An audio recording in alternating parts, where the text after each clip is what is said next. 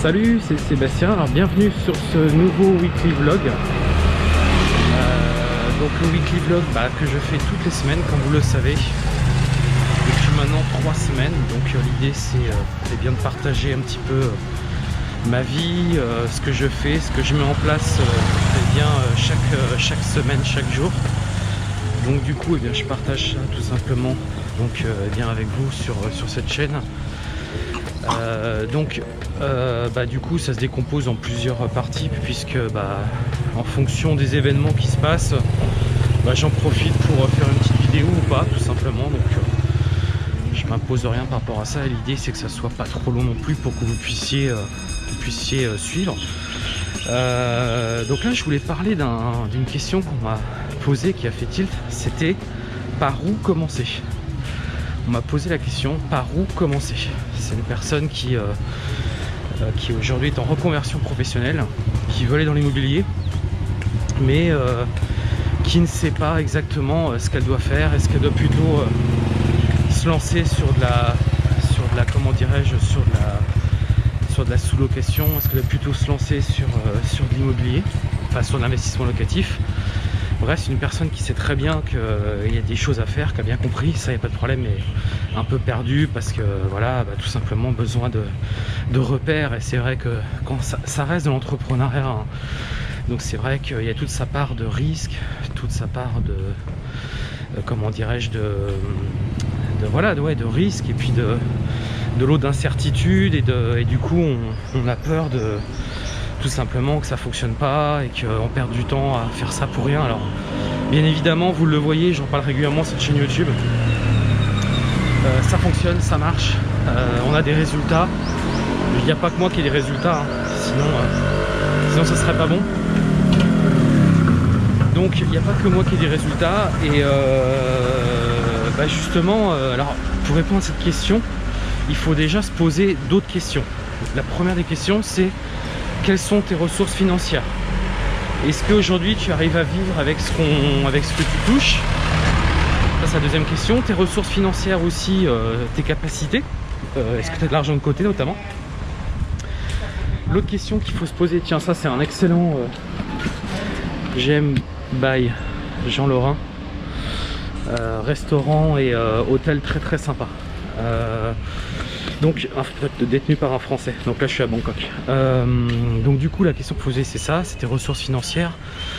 Il faut aussi te poser la question le temps que tu as à dégager par rapport à ça, donc par rapport à ta vie de famille, etc. Il faut te poser cette question là. Et puis est-ce que tu as la possibilité de lever de la dette? C'est-à-dire est-ce que si tu vas dans une banque tu peux lever de la dette? Parce que si c'est le cas, par où commencer? Moi je te le dis, fais déjà un projet immobilier en investissement.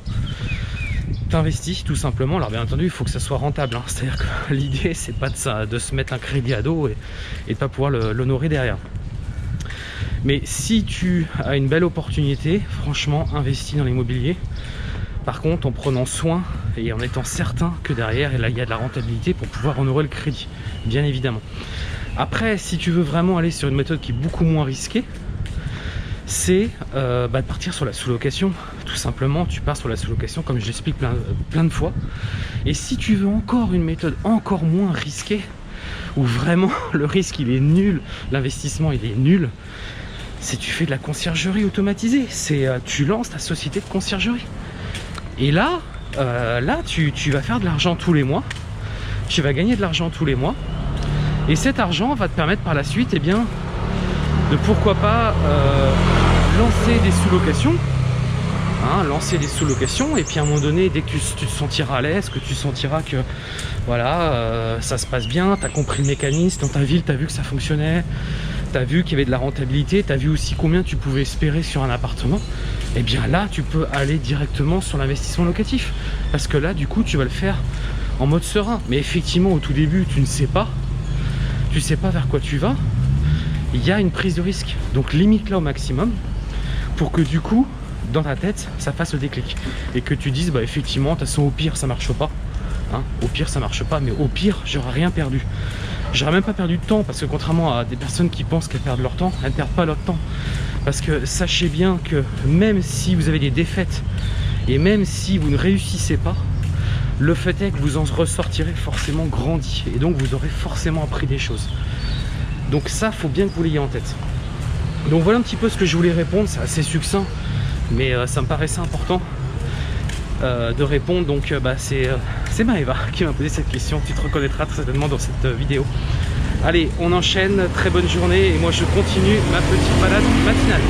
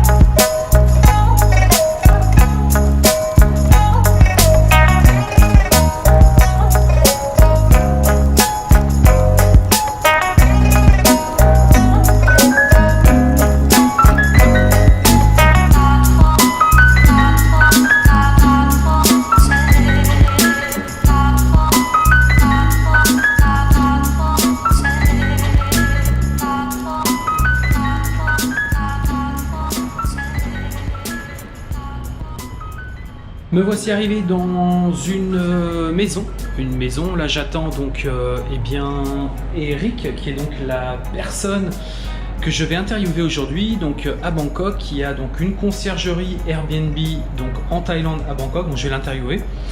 Donc tu verras ça prochainement sur la chaîne YouTube. Donc là du coup je suis en train de préparer, avant son arrivée il m'a laissé les clés, donc je suis en train de préparer le petit setup avec les micros, etc. Je vais mettre aussi un deuxième appareil photo. Enfin, on va essayer de faire un truc sympa.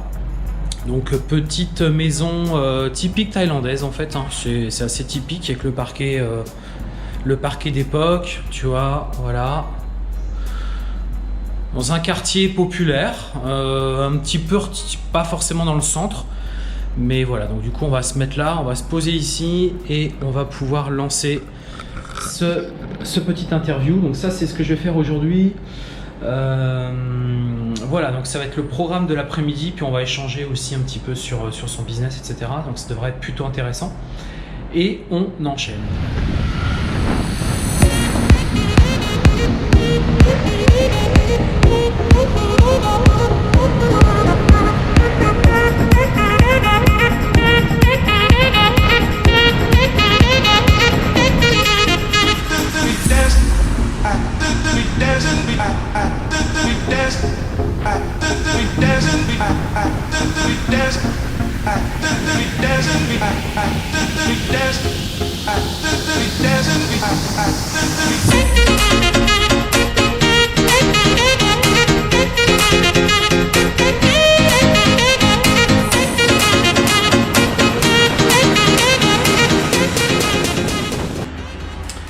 Voilà, donc du coup, eh bien, je suis en train de commencer à préparer, on va dire, le montage d'une interview que j'ai réalisée hier. Alors, je vais pas faire le montage complet, mais je suis en train quand même d'associer, de vérifier que tout s'est bien passé, parce que c'est une interview que j'ai réalisée hier, qui a duré qui a duré quand même un petit moment. Il y a pratiquement une heure d'interview, donc il y a quand même pas mal, il y a plusieurs séquences, etc. On l'a fait en 3 fois. Donc du coup tu vois, je suis en train de faire quelques petits débuts de montage, et puis ce sera donc la personne qui bosse avec moi qui va s'occuper toute la suite et qui va finaliser le montage de cette vidéo. Donc hier, eh bien, justement, donc, toute l'après-midi on a pas mal échangé sur le business, justement le business à l'étranger, le business de conciergerie. Donc du coup je te disais, effectivement, donc on a pu pas mal échanger hier sur le business ici, un business de conciergerie. On a parlé aussi de sous-location à l'étranger. Donc tu vois, c'est des choses qui sont très intéressantes et du coup on a fait une interview, donc tu découvriras ça justement sur la chaîne. Donc on a passé pas mal de temps à échanger autour de ça. Aujourd'hui, moi j'ai bougé de lieu, là, j'ai changé d'emplacement, donc ce matin j'ai déménagé pas mal d'affaires et tout. Donc il a fallu se réinstaller, etc. Donc ça prend un petit peu de temps, forcément, le temps de remettre ses affaires et tout.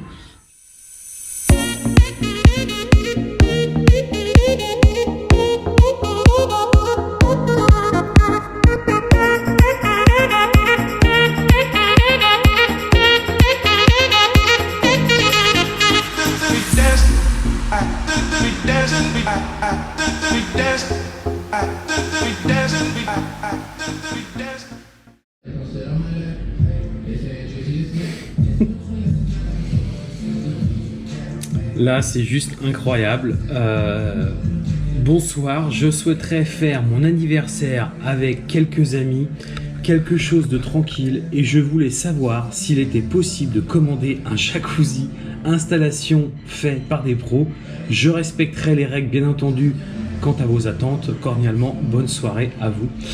Et ça c'est un message qu'on a reçu à l'instant, qu'on a reçu par rapport à une demande de réservation sur un appartement. C'est juste incroyable. Les gens doutent de rien en fait. Alors après je comprends, attention, je comprends qu'on est dans un contexte particulier, que les gens ont ras-le-bol, et ça je le maîtrise complètement, et justement je vais donner une petite anecdote par rapport à ça me concernant. Donc je comprends complètement. Par contre c'est juste que là on rentre dans un délire pas possible quoi, parce que mettre un jacuzzi, de l'eau, donc ça veut dire tirer un maximum de flotte, l'électricité c'est pareil, il y a de l'eau partout, et puis comment on peut me dire quelque chose de tranquille? C'est juste impossible quoi.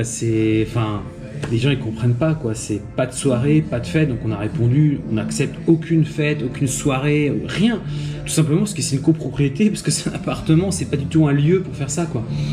Les lieux pour faire ça serait plus des maisons éventuellement, et encore, parce que il y a aussi après son lot de problèmes, parce que le problème c'est qu'il y a la soirée que je peux comprendre, soirée d'anniversaire, soirée que je peux comprendre, soirée ou voilà, et après il y a la fiesta quoi, c'est vraiment, il y a plein de personnes, c'est 20, 30 personnes, et c'est ça le problème en fait, et ça on n'a aucun moyen de vérifier ça, aucun moyen, si il y a des moyens techniques, mais ça fait l'objet des vidéos que j'ai publiées, notamment avec Minute, qui est vraiment top par rapport à ça. Donc là je me dis à un moment donné il va falloir qu'on trouve des solutions, des solutions à ça, qu'on apporte des solutions, j'ai envie de te dire, qu'on apporte des solutions, parce que si on veut, parce que quelque part c'est un vrai souci. Ah oui, alors j'ai un ami qui m'a dit l'autre jour, qui me dit ouais, quand on regarde tes weekly vlogs, on a l'impression que tu fais rien, que en fait tes journées ça se résume à faire 2-3 actions et terminer. Alors c'est un peu vrai. Alors aussi parce que le contexte s'y prête aussi, parce que moi c'était prévu ce break entre guillemets, c'est-à-dire de vivre autrement, différemment. Donc c'était prévu, mais c'est vrai aussi que je me suis organisé pour que tout se fasse à distance et tout soit automatisé. J'avais fait une vidéo par rapport à ça où j'expliquais exactement comment faire, et c'est bien l'idée. Si à un moment donné c'est pour passer son temps dans les appartements à droite à gauche, alors sauf si c'est pour aller chercher de nouveaux appartements, et c'est ce que je vais faire aussi à mon retour bien évidemment, mais je le fais quand même, même à distance, je vais chercher de nouveaux appartements à distance, je rends des appartements à distance, je suis à 10 000 km, mais je rends de nouveaux appartements, tout simplement parce que j'ai une équipe derrière, j'ai des gens qui bossent avec moi, j'ai des associés, c'est tout ça que j'ai mis en place en fait, donc c'est pour ça que ça peut fonctionner tout simplement. Mais après je fais quand même des actions, je fais des choses, il y a des journées que je ne filme pas forcément, où je vais bosser vraiment toute la journée, parce que je mets en place des choses, et voilà. Mais bien évidemment tu le sais, moi j'ai choisi cette vie là, je mets tout ça en place pour que justement j'ai un confort de vie, que je puisse aussi faire autre chose à mon rythme. J'en ai ras-le-bol aussi du stress, etc. J'ai connu tout ça, j'ai eu ma période où j'étais à fond, à longueur du matin jusqu'au soir. Enfin, sauf qu'à un moment donné, j'ai vu aussi les conséquences de tout ça et ce que ça a réellement rapporté. Et au final, on se rend compte d'une chose, c'est que travailler plus ne rapporte pas plus. C'est très clair. Par contre, travailler efficacement, faire des actions, des petites actions, mais efficaces chaque jour, ça oui, ça rapporte au bout d'un moment. Donc ça sert à rien de vouloir se dire je bosse 7 heures, 8 heures, parce que ça on nous l'a appris, on nous l'a rabâché quand on était à l'école. Il fallait bosser dur, bosser dur, bosser dur pour gagner plus. Non, tu vas pas gagner plus. Ou vraiment, enfin, ça va être en plus hyper proportionnel au temps. Donc ça veut dire que tu vas gagner plus parce que tu as travaillé plus, mais tu comprends bien que ton temps, c'est une vraie richesse. Ton temps, il est compté. Ton temps, c'est quelque chose que tu ne peux pas accepter de perdre parce que ton temps, le chrono, il est lancé. D'accord ? On sait qu'on va vivre 30 000 heures comment dirais-je, 30 000 jours pardon, dans une vie. Donc à un moment donné, il faut se dire que chaque jour qui passe, c'est une journée qui est perdue, quoi. C'est une journée que tu rattraperas jamais. Donc à mon sens, il faut travailler efficacement. Il faut certes travailler dur, peut-être 1 an, 2 ans pour lancer ton business. Et après, par contre, mettre en place les actions nécessaires pour que toi, tu puisses un peu apprécier la vie et apprécier les choses que tu as pu mettre en place qui sont à ton service et pas l'inverse, quoi. C'est pas à toi de travailler pour les choses, c'est les choses qui doivent travailler pour toi.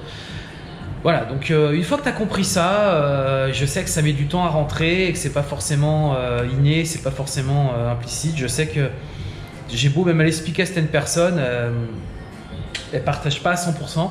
Bon, bah écoute, c'est comme ça. Il faut tout pour faire un monde, mais moi, je te le dis, c'est ma façon de faire et tu verras que si tu me fais exactement la même chose, que tu t'organises pour, ça fonctionne, il n'y a pas de problème. Mais ça se fait étape par étape. Faut pas franchir les étapes, faut pas aller trop vite non plus. Mais on n'a qu'une vie, les amis, et faut savoir aussi en profiter. Voilà, allez, on enchaîne sur cette journée. J'essaierai de te faire d'autres petites vidéos sur...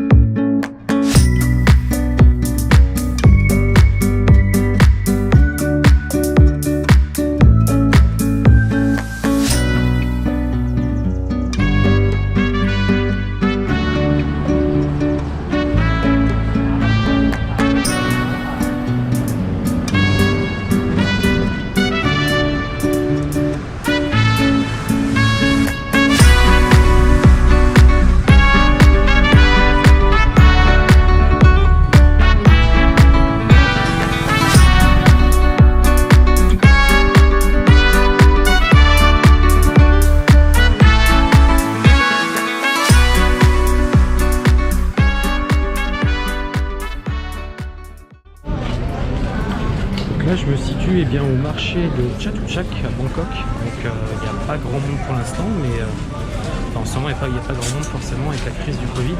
Et là ce qui est plutôt bien, c'est des huiles aromatiques, ça c'est vraiment top et je pense que ça peut être vraiment un plus pour nos appartements. Mais des petits appareils, ça coûte pas très cher, tu mets de l'huile aromatique dedans et c'est vrai que tu as une bonne senteur, tu rentres dans l'appartement, ça sent très très bon. Et ça, c'est le genre d'expérience client qui, à mon sens, peut vraiment peut vraiment faire la différence avec d'autres appartements. Et donc, c'est le genre de petites choses, tu vois, qu'il faut mettre en place et que je vais mettre en place dans mes appartements. Allez, je continue.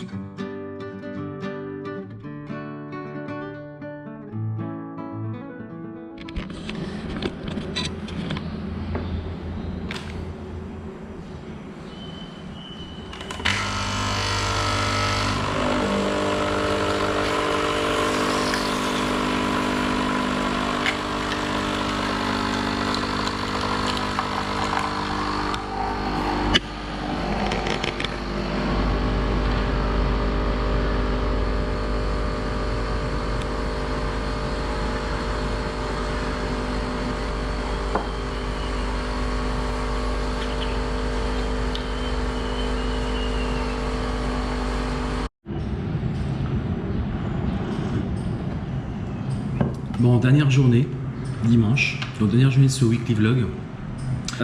Donc ça, hier, donc du coup, le petit live du samedi, donc on a eu Christian qui est venu, qui nous a présenté les assurances, donc ça c'est top, il va pouvoir travailler avec nous, avec tous les sous-loueurs. Donc on a enfin un assureur qui va pouvoir se charger de tous nos sous-loueurs, donc de tous nos appartements, donc ça c'est vraiment top. Je voulais revenir aussi sur ce que je t'avais vaguement expliqué sur la semaine précédente. Donc un locataire qui ne veut pas quitter les lieux. Là c'était pas la location courte durée pour le coup, c'est la location longue durée, donc la location à l'année. Et là j'ai un locataire qui avait des incidents de paiement bien évidemment, qui ne payait pas le loyer et qui a pris donc la décision de notifier que de toute manière il ne quitterait pas le logement. Puisqu'il n'y avait pas d'autre logement dans lequel aller, bah oui forcément un logement à 0 €, c'est sûr qu'il ne trouvera rien d'autre sur le marché d'équivalent. Donc voilà, donc du coup obligé de lancer une procédure d'expulsion. Bien entendu tout ça est compliqué, tu le sais bien, c'est long. Donc j'ai pris un avocat pour m'assister là-dessus et pour que du coup moi ça me prenne vraiment aucun temps. Donc c'est parti pour cette procédure là, j'en profiterai, je ferai sûrement une vidéo où je te donnerai aussi mes recommandations, parce que les erreurs que j'ai faites, parce que j'ai fait des erreurs très clairement, ça c'est les conséquences d'erreurs que j'ai pu faire. Bon, j'ai fait confiance, je l'ai joué au feeling et au final on se rend compte on se rend compte que c'était pas la bonne solution. Pourtant moi je suis quelqu'un qui fonctionne beaucoup comme ça au feeling, mais voilà, ça l'a pas fait sur ce coup-là. Donc écoute, effectivement, faut durcir les choses. Ça va coûter un petit billet. Faut lancer cette procédure. Toujours est-il que moi, c'est clair, je veux plus faire de location longue durée. Que de la moyenne durée, parce que la moyenne durée, ça fonctionne très très bien. Il n'y a pas d'incident de paiement, on est payé, les locataires restent pas trop longtemps. D'ailleurs, en parlant de ça. Là j'ai des locataires qui ont quitté le logement, ils y étaient depuis septembre 2020, donc ça faisait 10 mois qu'ils occupaient le logement. Et en fait quand tu récupères le logement, tu peux prévoir pratiquement une journée de travail pour le ménage. C'est juste énorme parce qu'en fait ils te laissent l'appartement dans un état pas possible. Ils ont tout changé, la disposition des pièces, des meubles, ils ont déplacé des meubles, le canapé a été mis à un autre endroit, tel lit a été mis dans une autre pièce. En gros ils ont tout changé, quoi. Ils ont tout changé, donc il faut tout remettre, il faut tout vérifier qu'il manque rien, que rien n'a été cassé, parce que quand tout a été bougé, t'as pas forcément un bon... Tu te rends pas compte forcément au départ.